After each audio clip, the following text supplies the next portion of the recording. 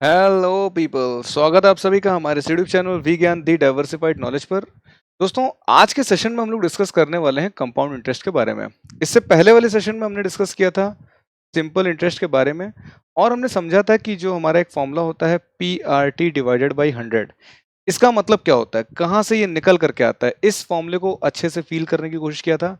आज के सेशन में जो एक फॉर्मूला हम लोगों ने देखा है कि amount is equal to principal 1+R/100 raise n। एक ये बहुत ही फेमस सा फॉर्मूला देखा है कंपाउंड इंटरेस्ट में। इस फॉर्मूले को समझने की कोशिश करेंगे, जानने की कोशिश करेंगे कि कहाँ से निकल करके आता है, क्या मतलब है इसका। तो चलिए करते हैं अपने आज के सेशन की शुरुआत। मेरे साथ मेरा नाम है प्रियम मिश्रा, और आइए जानने की कोशिश करते हैं कि क्या होता है कंपाउंड इंटरेस्ट। अच्छा, सिंपल इंटरेस्ट के बारे में पिछले सेशन में देखा था, ऊपर आई बटन पे आपको लिंक मिल जाएगा, वहां जाके आप देख सकते हैं। हम जरा सा रिकैप कर देते हैं इसका डायग्राम। ये होता था हमारा प्रिंसिपल वैल्यू, जो कोई मुझसे उधार लेकर के गया, और उसके बाद वो मेरे पैसे को पहले साल किसी रेट से बढ़ाता था, दूसरे साल किसी रेट से बढ़ाया, और तीसरे साल किसी रेट से बढ़ाया, और उसके बाद फाइनली जो हमको मिलता था वो अमाउंट मिलता था। उसमें क्या होता था, principal value plus interest for first year plus interest for second year plus interest for third year. ये होता था हमारा final amount. Interest for first, second और थर्ड ईयर, इन तीनों को कंबाइन करके जो हमको एक फॉर्मूला मिला था वो था PRT डिवाइडेड बाई 100। पूरा फील किया था कि ये फॉर्मूला कहाँ से आया है। आइए अपने आज के टॉपिक की शुरुआत करते हैं। आज हम लोग जानने वाले हैं कंपाउंड इंटरेस्ट के बारे में। तो इस कहानी को समझने के लिए फिर से वही कहानी का एग्जांपल लेंगे। मेरा फ्रेंड मेरे पास आया, उसने कहा मुझे जरा 1,000 रुपए दे दो। मैंने कहा ठीक है, ले जाओ। उसने कहा कि 1 साल के बाद वो मेरे इन पैसे को 10% से बढ़ा देगा। अगर वो मेरे इन पैसों को 10% से बढ़ाएगा और वापस करेगा तो कितना पैसा एक्स्ट्रा देगा। 10% का मतलब हो गया 10% ऑफ 1,000, और वो देगा मुझे 100 रुपीज एक्स्ट्रा। सिंपल सी परसेंटेज का कॉन्सेप्ट है, कोई दिक्कत नहीं आनी चाहिए इसमें। तो वो मुझे 1100 रुपीज वापस करता पहले साल के एंड में। लेकिन हुआ क्या, वो मुझे ये पैसे वापस नहीं कर पाया। अच्छा, अगर वो मुझे ये पैसे वापस नहीं कर पा रहा है तो सेकंड फर्स्ट ईयर के एंड में अगर हम देखें तो क्या हो रहा है, उसके पास मेरे ये 1,000 रुपीज हैं जो मुझसे पहले साल ले करके गया था, प्लस उसके पास मेरे ये 100 रुपीज भी हो गए, राइट। तो टेक्निकली देखा जाए तो उस समय उसके पास मेरे 1100 रुपीज हैं। तो सेकंड ईयर में जब वो पैसा मेरा बढ़ाएगा तो वो इस 1100 पे बढ़ाना चाहिए कि नहीं बढ़ाना चाहिए। मैं आपसे पूछता हूँ मेरे दोस्तों, बढ़ाना चाहिए कि नहीं बढ़ाना चाहिए। बिल्कुल बढ़ाना चाहिए। तो आइए देखते हैं कि सेकंड ईयर में क्या हो रहा है किसी और पेन कलर से, जिससे कि समझने में आसानी रहे।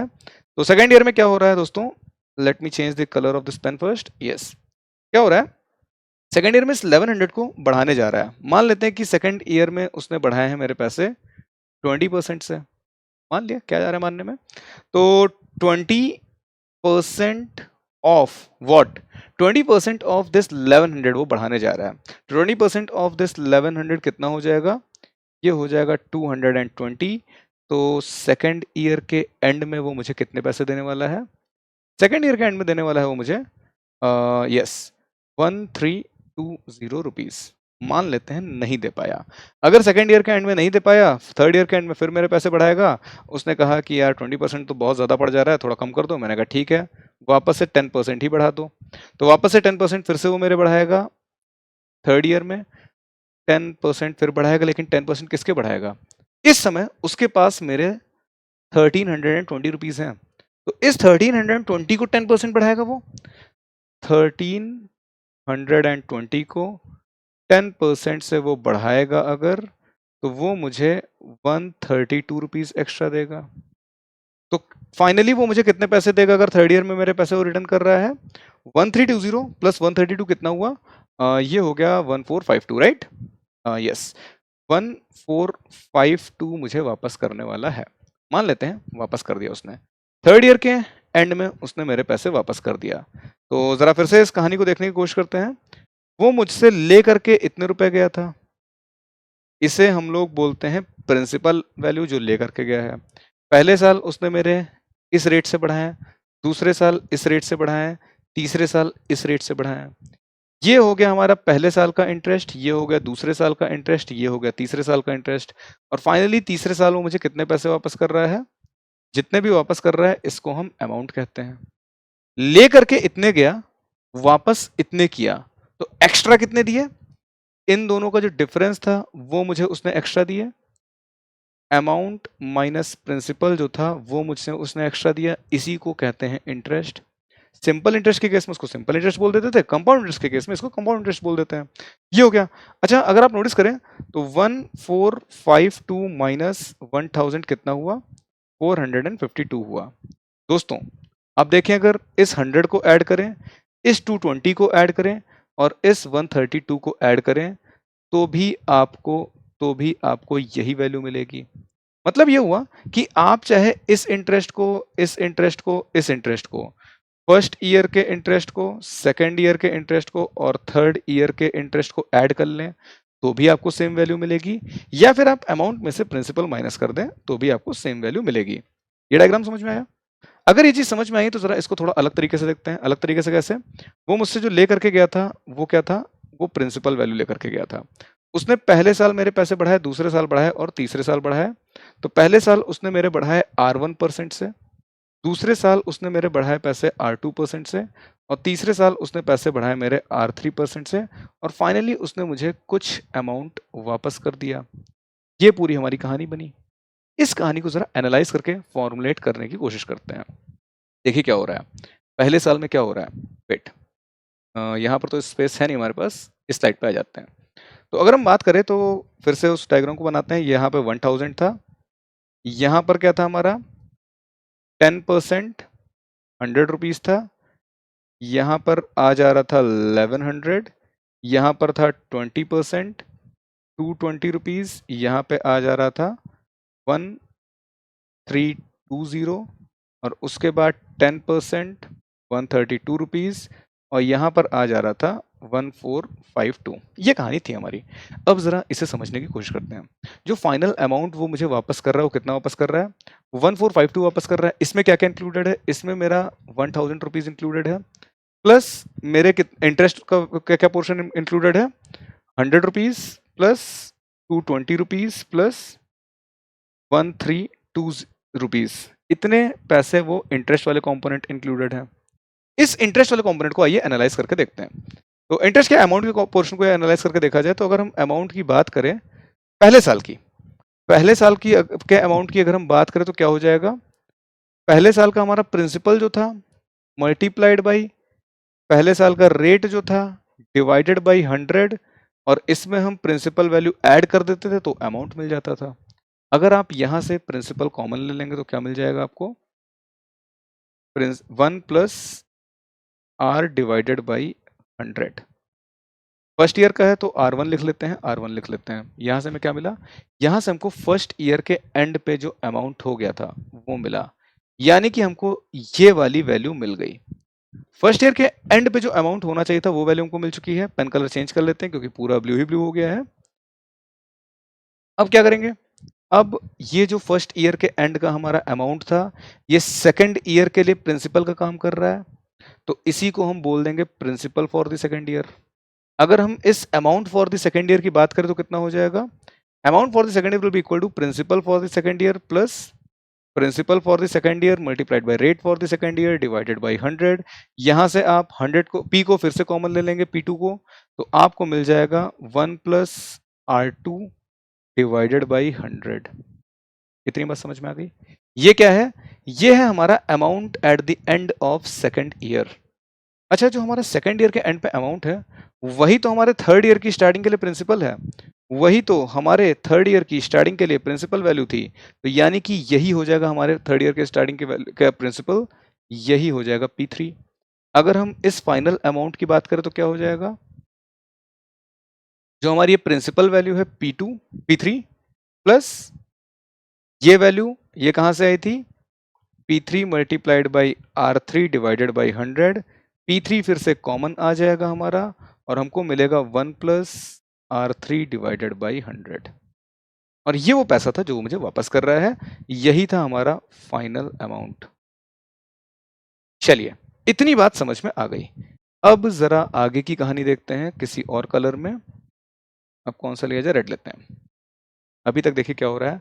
फाइनल जो अमाउंट हमको मिला है वो कितना है? थर्ड ईयर का principal multiplied by 1 plus R3 divided by 100। ठीक है। अच्छा, P3 की वैल्यू क्या है?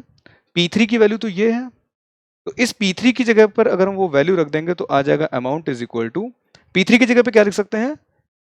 P2 1 plus R2 divided by 100, 1 plus R3 divided by 100। Confuse नहीं होना किसी को। इस P3 की जगह पर ये वैल्यू लिखी है और ये एज इट इज यहां पर आ गया है। अब क्या होगा सर? अब आइए देखते हैं कलर चेंज करके। अब क्या हो रहा है? अब ये जो P2 है ना हमारा, इसकी भी कोई एक वैल्यू है। क्या वैल्यू है? ये वैल्यू है, ये वैल्यू है। तो P2 की जगह पर हम ये लिख सकते हैं। अगर हम P2 की जगह पर फिर से कुछ लिख सकते हैं तो क्या हो जाएगा अमाउंट हमारा? Amount will be equal to, P2 की जगह पर लिख देंगे principal for the first year 1 plus R1 upon 100। ये आ गया हमारा P2 की जगह पर। फिर 1 प्लस R2 अपॉन 100, वो ये वैल्यू वाली वैल्यू आ गई।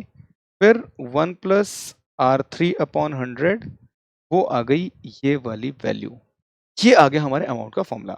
अब जरा यहाँ पर आके फिर से लिख के देखने की कोशिश करते हैं। जो फाइनल हमारा अमाउंट आया वो कितना आया है? Principal for the first year 1 plus R1 upon 100, 1 plus R2 upon 100, 1 plus R3 upon 100। ये क्या है? इसमें अगर आप नोटिस करें तो फर्स्ट ईयर का रेट है ये सेकंड ईयर का रेट है और ये थर्ड ईयर का रेट है। हर साल के लिए क्या हो रहा है? एक ये वाला कंपोनेंट ऐड होता जा रहा है, एक ये वाला कंपोनेंट ऐड होता जा रहा है। जनरली हम लोग देखते हैं कि रेट जो है हर साल का सेम रहता है। अगर हर साल का रेट सेम रहेगा तो क्या कहानी हो जाएगी? अगर हर साल का रेट हम सेम कर दे, इसको भी आर मान ले, इसको भी आर मान ले, इसको भी आर मान ले, तो इसकी जगह पर भी आपको मिल जाएगा 1 प्लस R अपॉन 100, इसकी जगह पे भी मिल जाएगा 1 प्लस R अपॉन 100 और इसकी जगह पर भी मिल जाएगा 1 प्लस R अपॉन 100। यहाँ पे क्या है? प्रिंसिपल वैल्यू है, ये अमाउंट इज इक्वल टू, ये हो गई कहानी। अब इन तीनों को अगर आप मल्टीप्लाई कर देंगे तो क्या आ जाएगा? आ जाएगा amount is equal to principal 1 plus R by 100 raise 3। इस 3 का क्या मतलब है? क्या ये 3 नंबर ऑफ ईयर्स है? एक्चुअल में 3 नंबर ऑफ ईयर्स ही है, लेकिन इस 3 की जगह पर हमेशा नंबर ऑफ ईयर्स नहीं आता है। क्या आता है? तो फिर आइए देखते हैं। हमें जनरली ये बताया गया कि इस 3 की जगह पर हम नंबर ऑफ ईयर्स लिखते हैं। होता 3 नंबर ऑफ ईयर्स ही है, लेकिन यहाँ पे 3 की जगह नंबर ऑफ ईयर्स नहीं आता है। क्या आता है? 3 की जगह आता है हम कितनी बार कंपाउंड इंटरेस्ट कैलकुलेट कर रहे हैं। हमने पहली बार कैलकुलेट किया यहाँ पर, दूसरी बार कैलकुलेट किया यहाँ, तीसरी बार कैलकुलेट किया यहाँ, इसलिए यहाँ पे 3 आ रहा है। अगर मैंने 4 बार कैलकुलेट किया होता तो यहाँ 4 आता, 5 बार किया होता 5 आता, 6 बार किया होता 6 आता। इतनी बात क्लियर है? इस 3 की जगह पर एक्चुअल में 3 का मतलब नंबर ऑफ ईयर्स है, लेकिन इस n की जगह पर हमेशा n नहीं रहेगा, कभी कभी इसकी वैल्यू चेंज हो जाती है। कैसे? आइए समझते हैं। देखिए, जनरली क्या होता है, हम देखते हैं कि कंपाउंड इंटरेस्ट साल के एंड में कैलकुलेट हो रहा है। ये पहले साल के एंड में कैलकुलेट हुआ, ये दूसरे साल के एंड में कैलकुलेट हुआ, ये तीसरे साल के एंड में कैलकुलेट हुआ। लेकिन कभी कभी कंपाउंड जो है हाफ ईयरली कैलकुलेट होता है, कभी कभी क्वार्टरली कैलकुलेट होता है। उस केस में ये वाली वैल्यू चेंज हो जाती है। यहां पर मैं फिर बता रहा हूं, एक्चुअल में क्या आता है? एक्चुअल में इस n वाले बॉक्स में जो आता है वो है number of times compound interest is calculated.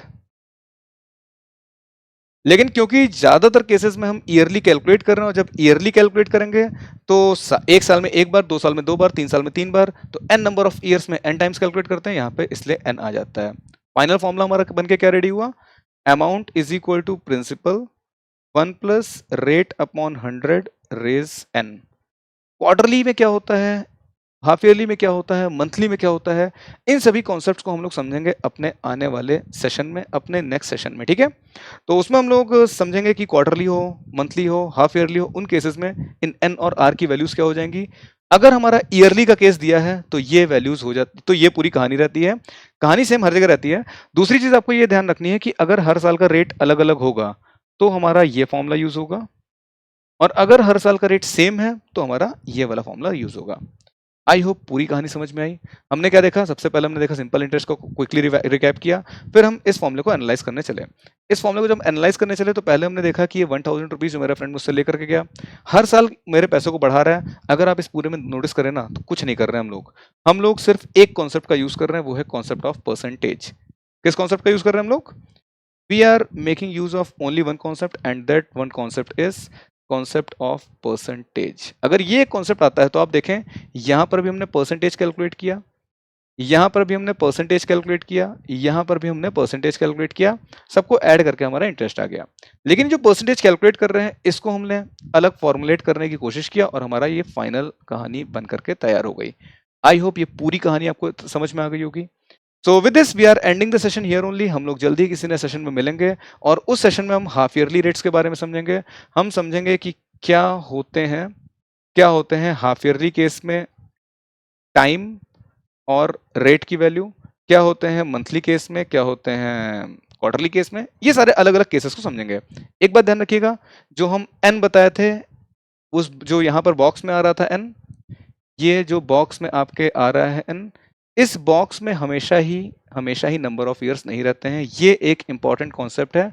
अगर ये चीज आपको समझ में आ गई होगी तो हाफ ईयरली वाला केस भी आराम से समझ में आ जाएगा। समझेंगे सब बातों को नेक्स्ट सेशन में। तो with this we are ending the session here only. मिलेंगे जल्द ही किसी नेक्स्ट सेशन में कुछ नए टॉपिक के साथ। टिल देन जय हिंद, जय भारत।